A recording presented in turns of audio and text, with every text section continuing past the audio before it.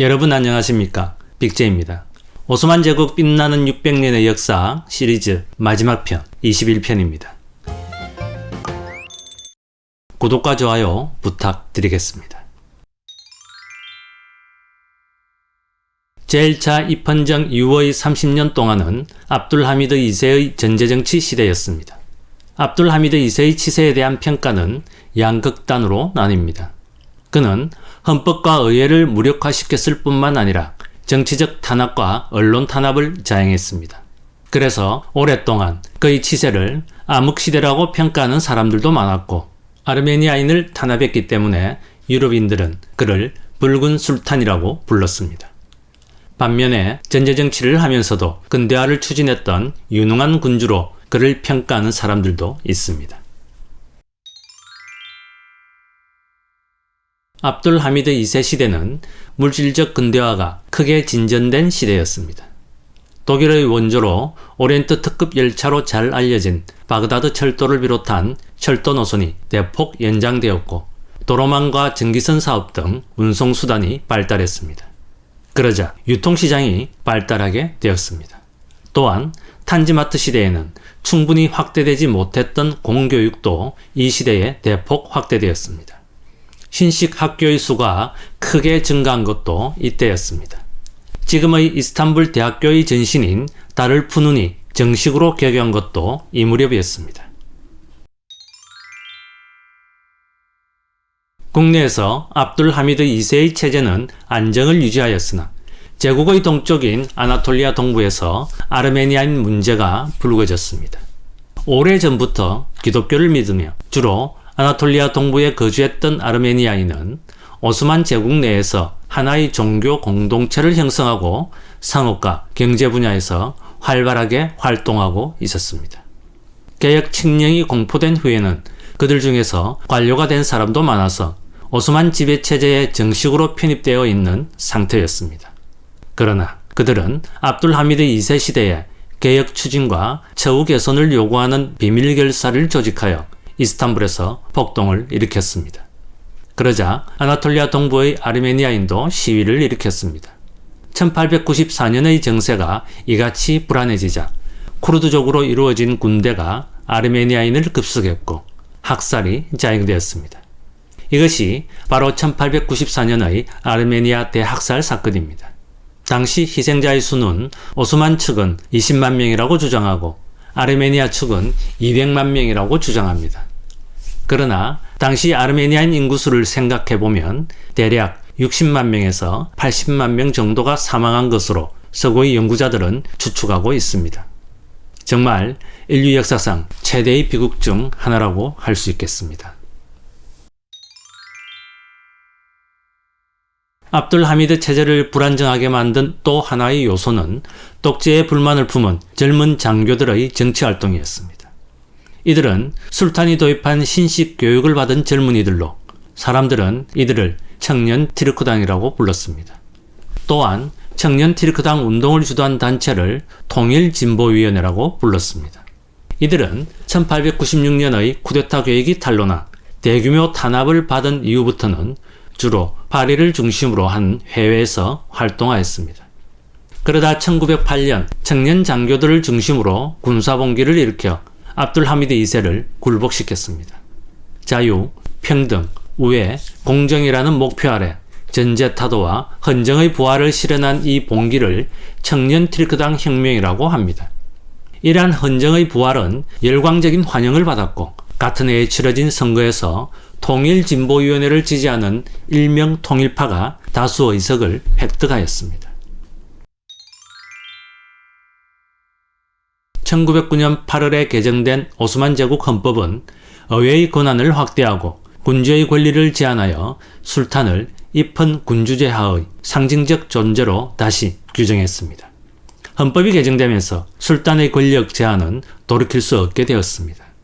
게다가 1909년의 내각 불신임만으로 대제상이 파면되자 의회가 대제상보다 더 큰 힘을 가졌다는 사실이 분명해졌습니다. 한편으로 예니체리 군단이 폐지된 이후 오랫동안 정치적인 목소리를 내지 않았던 군부가 다시금 영향력을 강화하였습니다. 이러한 정치적 환경은 군부 쿠데타를 일종의 정치 문화로 만들어 터키 공화국에까지 큰 영향을 미쳤습니다.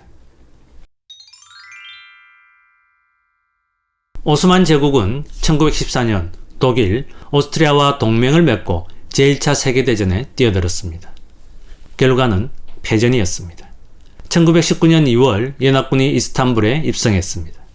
메메드 2세 이래로 4세기 반 동안 외적의 침입을 허용하지 않았던 이스탄불은 이때 두 번째 정복을 당했습니다. 아랍 지역은 영국에 점령당했고 남은 아나톨리아에서도 오스만군의 무장 해제와 연합군의 주둔이 서서히 진행되었습니다. 아나톨리아 동부에서는 아르메니아인들이 나라를 세웠습니다. 제2차 입헌정은 1918년의 패전으로 막을 내렸습니다. 무스타파는 1881년 그리스 살로니카 근교에서 태어났습니다. 13살에 살로니카의 군사학교에 입학하여 교육을 받았습니다. 성적이 우수했던 무스타파에게 그와 같은 이름을 가진 교사가 케말이라는 이름을 붙여주었습니다. 이는 완전하다라는 뜻이었습니다. 이후 무스타파는 자신을 무스타파 케말이라고 칭하게 되었습니다. 1899년에는 이스탄불 육군사관학교에 입학하여 우수한 성적을 거두었습니다. 그 당시는 압둘 하미드 2세가 독재 정치를 하던 시대였는데 케말은 재학 중에 반독재 운동에 몰래 참여하기도 하였습니다. 1905년 장교가 된 후에는 통일진보위원회에 가담하였습니다. 이후 이탈리아의 리비아 침공에 대비한 방위전과 발칸 전쟁에도 참여하여 장교로서의 경험과 업적을 쌓았습니다. 제1차 세계대전에서는 갈리폴리 전투 등에서 전과를 올려 영웅으로 칭송받기 시작했습니다. 패전의 주범인 엠베르 등 통일파 주류와 거리를 둔 것도 전쟁 이후의 그의 명성에 도움이 되었습니다. 제1차 세계대전 패전 후 그는 영국을 수정하는 이스탄불 정부에 서서히 불만을 품었고 감찰관으로 아나톨리아 동부에 발령받은 것을 계기로 아나톨리아의 통일파에 가담하였습니다. 그리고 드디어 1919년 5월 19일 그는 이스탄불에서 출발한 배를 타고 흑해 남한의 마을 삼순에 상륙했습니다. 이로써 국민투쟁 혹은 독립전쟁으로 불리는 전투가 시작되었습니다. 1920년 4월 술탄 바이데딘이 제국 의회를 해산하자 케말은 앙카라에서 대국민회의를 소집하여 국민정부를 설립하였습니다. 그리고 영국의 지원을 받은 그리스군을 이네니강 전투와 사카리아강 전투에서 물리쳐 승리를 거두었습니다.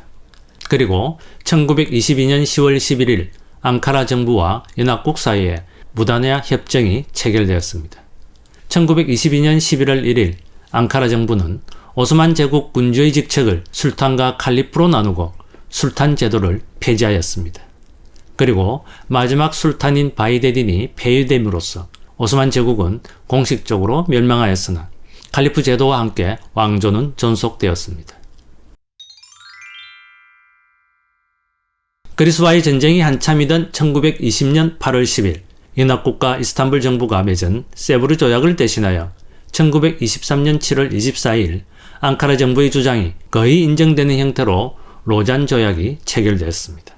이로써 연합국은 아나톨리아의 분할 지배를 포기했고 현재의 공화국과 거의 비슷한 영토가 남겨졌습니다.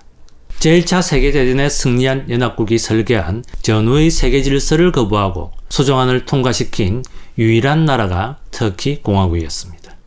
반면에 아랍 지역에는 세브르 조약이 수정되지 않고 그대로 적용되었습니다. 중동 지역이 지금처럼 분열된 가장 큰 원인이 바로 세브르 조약입니다. 1923년 10월 29일 공화제가 선언되고 터키 공화국이 개국되었습니다. 1924년 3월 3일에는 대국민회의에서 칼리프 제도를 폐지하였습니다. 이로써 압둘 메지드가 마지막 칼리프의 자리에서 물러나고 오스만 왕조는 완전한 종말을 맞게 되었습니다. 이상으로 오스만 제국 빛나는 600년의 역사 대단원의 막을 내리겠습니다. 시리즈를 끝까지 시청해주신 분은 후기를 댓글로 남겨주시면 감사하겠습니다. 다음 시간에는 좀 더 재미있고 유익한 내용으로 찾아뵙겠습니다. 이상 빅제이였습니다.